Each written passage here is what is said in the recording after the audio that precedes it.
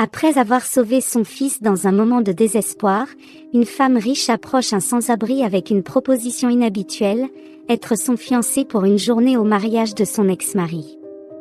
Ce qui a commencé comme un geste de gratitude se transforme en un voyage de connexion, d'espoir et de dépassement, révélant que les vraies richesses de la vie vont au-delà des apparences. Dans les coins ombragés du parc, Anne marchait d'un pas automatique, un endroit calme et serein qui contrastait avec l'agitation de son esprit. À ses côtés, son fils Antoine, un garçon de 7 ans plein d'énergie et de curiosité, absorbait chaque détail de l'environnement avec ses yeux brillants. Anne était plongée dans ses pensées, un mélange tumultueux de préoccupations et de tâches à accomplir, à peine consciente de la beauté qui l'entourait. Les soucis liés à l'entreprise qu'elle avait ouverte après le divorce se mêlaient à l'anxiété de devoir assister au mariage de son ex-mari, Adrien, qui était maintenant avec une autre femme. Le poids de ses responsabilités pesait sur ses épaules, la laissant étourdie et distante, tandis que son fils sautillait joyeusement à ses côtés, absorbant chaque détail du monde qui l'entourait avec des yeux curieux et innocents. Il courait après les papillons, regardait les canards nager dans le lac et s'arrêtait parfois pour admirer les fleurs colorées qui ornaient le parc. Pour lui, ce moment était une aventure, pleine de découvertes et de merveilles. La vie d'Anne avait subi un bouleversement complet ces dernières années. Mariée à Adrien depuis la fin de l'université, où ils s'étaient rencontrés et avaient partagé leur passion entrepreneuriale, ils avaient non seulement construit une vie ensemble, mais aussi fondé une entreprise à partir de zéro, façonnant ensemble leur fortune, affrontant des défis et célébrant des succès côte à côte. Lorsqu'Antoine est venu au monde, Anne a choisi de s'éloigner un peu de l'agitation des affaires pour s'occuper de son fils, lui consacrant entièrement ses premières années de vie. Cependant, au fil du temps, elle a commencé à remarquer des changements subtils dans le comportement de son mari. Il passait de plus en plus de temps au bureau, constamment plongé dans des projets, et un fossé a commencé à se creuser entre eux. Déterminée à retrouver l'harmonie qu'ils avaient autrefois partagée, Anne a décidé de retourner à l'entreprise. Cependant, en le faisant, elle a été accueillie par un environnement étrange et tendu. C'est alors qu'elle a découvert la trahison d'Adrien avec Jessica, une jeune femme nouvellement arrivée dans l'entreprise. L'impact de la trahison a été dévastateur, ébranlant les fondations de confiance et de stabilité qu'Anne avait construites aux côtés d'Adrien. La trahison d'Adrien avait laissé Anne anéantie. Elle se sentait complètement désorientée et préoccupée pour son fils Antoine. Sa plus grande préoccupation était de savoir comment le protéger pendant cette situation difficile et de garantir un avenir sûr pour lui. Anne était remplie d'incertitude et d'angoisse, ne sachant pas quoi faire ensuite. Les décisions qu'elle devrait prendre semblaient écrasantes, et elle se sentait perdue. Au milieu de cette crise, Anne savait qu'elle devrait trouver la force de continuer, non seulement pour elle-même, mais aussi pour son fils. Déterminée à rebondir, Anne a pris une décision courageuse, elle a vendu sa part dans l'entreprise et a décidé de réaliser un vieux rêve, en entreprenant le voyage de créer sa propre entreprise. C'était un pas audacieux, mais elle reconnaissait que c'était nécessaire pour se relever. Commencer à zéro était effrayant, mais Anne était enthousiaste à l'idée de travailler dans un nouveau domaine qu'elle aimait tant. La perspective de construire quelque chose de nouveau, quelque chose qui reflétait ses valeurs et sa vision, la remplissait d'enthousiasme et de détermination. Malgré les défis à venir, Anne ressentait un sentiment de liberté et de pouvoir en se lançant dans cette nouvelle entreprise. Maintenant, plongée dans les défis de construire sa propre entreprise à partir de zéro et de concilier les soins à son fils Antoine, Anne s'est plongée dans une nouvelle réalité excitante et stimulante. Même en maintenant sa relation avec Adrien au strict minimum, Anne se consacrait de tout cœur à créer un environnement sûr et accueillant pour Antoine. Après quelques années de dévouement et de travail acharné, Anne était devenue une entrepreneuse à succès, avec son entreprise solidement établie sur le marché. Il semblait que sa vie était enfin en train de s'aligner parfaitement, mais une invitation inattendue a ravivé une tempête d'émotions longtemps refoulée. L'invitation au mariage d'Adrien avec sa maîtresse est arrivée à la porte d'Anne comme un coup soudain. Tous les sentiments qu'elle avait enfouis pendant le divorce ont refait surface, l'inondant d'un mélange écrasant de douleur, de colère et de tristesse. Assister au mariage de son ex-mari était la dernière chose qu'Anne voulait. Chaque fibre de son être résistait à l'idée de témoigner de la célébration de la trahison qui avait détruit son mariage. Cependant, au milieu du tourbillon d'émotions, une voix calme en elle rappelait que le bien-être d'Antoine passait avant tout. Malgré sa propre angoisse, Anne savait que aller au mariage était la bonne décision pour son fils. Il méritait d'avoir des parents unis, malgré les circonstances, et Anne était prête à supporter le poids de ce fardeau par amour pour lui. Anne se promenait dans le parc, un tourbillon d'émotions la consumait. Le poids de diriger seule son entreprise et la nouvelle du mariage d'Adrien la bouleversait profondément. Pendant ce temps, Antoine jouait insouciant, ignorant les tourments de la vie adulte de sa mère. Dans un instant de distraction, alors qu'elle répondait à un appel professionnel, Antoine s'éloigna en suivant un oiseau qui volait librement dans le parc. Le cœur d'Anne se serra en voyant son fils trébucher et tomber dans le lac. Elle se leva d'un bond, criant de toutes ses forces, « Antoine !» Avant qu'elle ne puisse faire un pas vers le lac, un sans-abri qui se trouvait à proximité plongea dans l'eau avec un mouvement rapide et courageux, sauvant le garçon. Tout le stress et l'angoisse qu'Anne supportait semblaient se déclencher à ce moment crucial. Elle courut vers eux, les yeux maintenant embués non seulement de larmes de soulagement et de gratitude, mais aussi d'un torrent d'émotions refoulées qui débordait. En serrant Antoine de toutes ses forces, Anne ne put plus retenir les larmes qui inondaient son visage. Ses pleurs étaient abondants et viscéraux, un déchargement de toute la tension accumulée ces derniers temps. Dans ce câlin, elle trouva un refuge temporaire, un moment de vulnérabilité et de connexion. Anne, les larmes aux yeux, s'exclamait avec gratitude, « Merci. Merci. Je ne sais pas comment te remercier. » Son cœur débordait d'émotion alors qu'elle regardait le jeune homme, tout mouillé par l'eau du lac.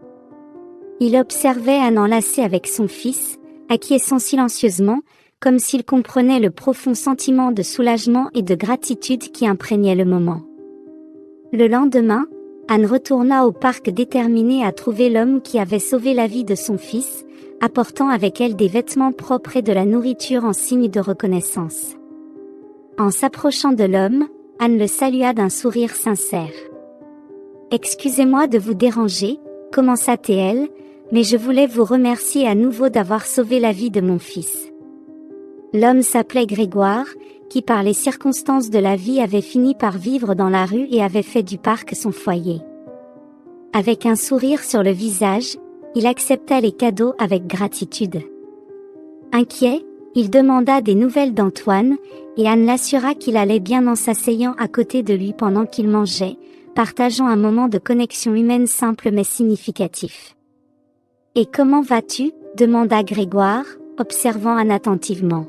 « Tu n'avais pas l'air très bien hier. » Anne hésita un moment, se permettant de ressentir la vulnérabilité qu'elle avait gardée jusqu'à présent. Avec un long soupir, elle répond, « Il se passe tellement de choses en même temps, et elles m'ont un peu déstabilisée. » Et puis il est arrivé cela avec Antoine. Elle inspire profondément, sentant le poids des mots sur sa poitrine. « Je ne sais pas ce que je ferais si quelque chose lui arrivait, » dit-elle le cœur serré. Grégoire baisse la tête en silence, son expression chargée d'une tristesse profonde et familière. « Je sais ce que c'est, » murmure-t-il d'une voix tremblante. « J'ai perdu mon fils dans un accident. Il avait l'âge de ton fils. » Anne regarde Grégoire avec un mélange de compréhension et de compassion, partageant un moment de douleur et d'empathie mutuelle qui transcende les différences de leur vie. Le parc est devenu un parcours quotidien pour Anne et Antoine, qui s'arrêtent toujours pour discuter avec Grégoire lorsqu'il passe par là. La vie de l'homme intrigue Anne, la façon dont il parle indique qu'il n'a pas vécu toute sa vie dans la rue. À mesure que la date du mariage d'Adrien et de Jessica approche, Anne est de plus en plus angoissée à l'idée de faire face aux connaissances et à la famille d'Adrien dans cette situation.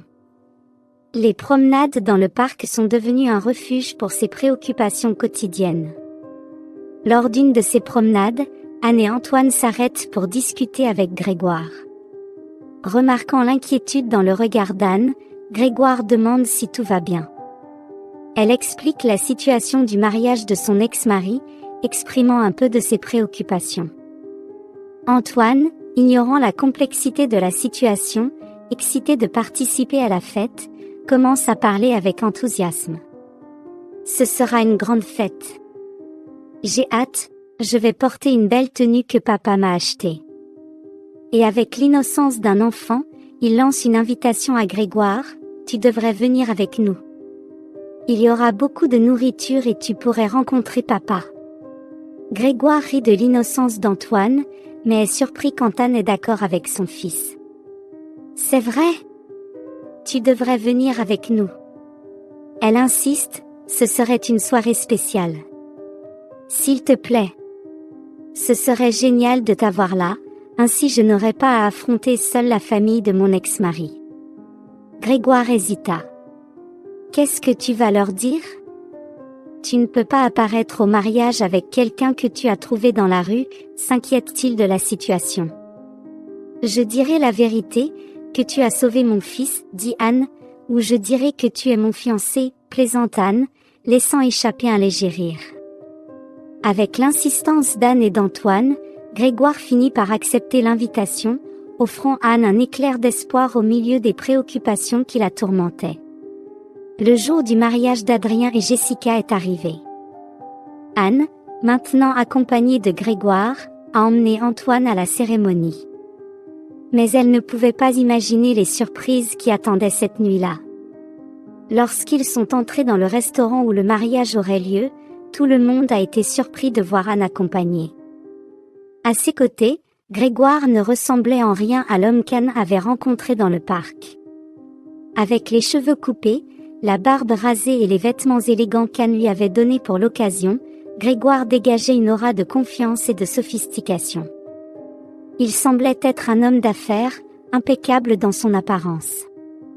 Anne était impressionnée par cette transformation, mais sa surprise fut encore plus grande lorsque Grégoire commença à interagir avec les gens à la fête. Avec son éloquence et ses paroles profondes, il captivait tous ceux qui l'entouraient, révélant une sagesse et une perspective de vie qu'Anne avait déjà perçue dans leur conversation au parc. Cependant, c'est lorsque quelqu'un demanda à Grégoire ce qu'il faisait dans la vie qu'Anne fut vraiment surprise. « Je suis associée à mon frère dans l'entreprise familiale », expliqua Grégoire avec sérénité, « mais je suis en retrait pour le moment. Mon frère s'occupe de l'entreprise seul depuis la mort de mon fils. » Cette révélation laissa Anne sans voix.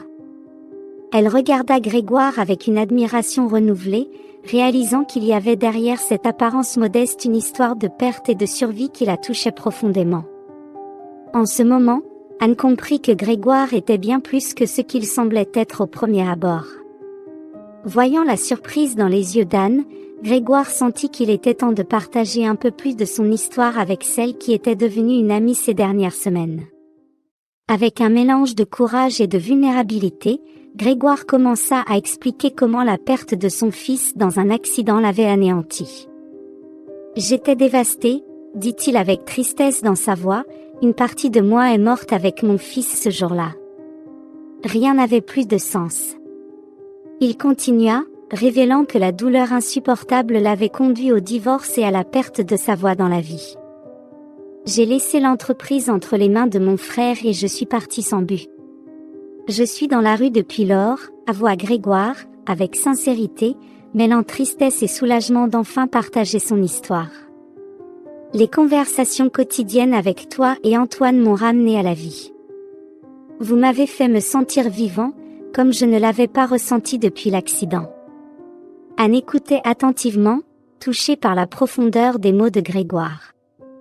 Elle réalisa combien leurs simples interactions quotidiennes avaient compté pour lui, offrant un rayon de lumière au milieu de l'obscurité de sa douleur. À ce moment-là, Anne ressentit une connexion encore plus forte avec Grégoire. Grégoire regarda Anne avec détermination dans les yeux, un doux sourire courbant ses lèvres. Écouter ton histoire, comment tu t'es relevée, m'a fait voir qu'il peut y avoir une vie même après la difficulté, dit-il sincèrement. Anne prit ses mains, émue par ses paroles. Il sourit, un éclat d'espoir brillant dans ses yeux. J'ai appelé mon frère, révéla Grégoire, je rentre chez moi et je vais bientôt retourner à l'entreprise. Je vais reconstruire ma vie. Merci beaucoup pour tout. Les yeux pleins de larmes, Anne embrassa Grégoire tendrement, touchée par la sincérité de ses paroles. À ce moment-là, elle comprit l'ampleur de l'impact qu'ils avaient eu dans la vie l'un de l'autre. Grégoire, dit Anne d'une voix émue, tu as aussi été une lumière pour nous. Ta présence a apporté une nouvelle perspective à nos vies, et nous t'en sommes éternellement reconnaissants. Alors que le mariage d'Adrien se déroulait au loin, Anne et Grégoire restèrent là, partageant des histoires, des rires et des larmes. Entre eux, une véritable amitié avait fleuri, les unissant dans un lien de compassion et de soutien mutuel. À mesure que la nuit avançait et que tout se dispersait, Anne et Grégoire échangèrent des regards pleins de signification.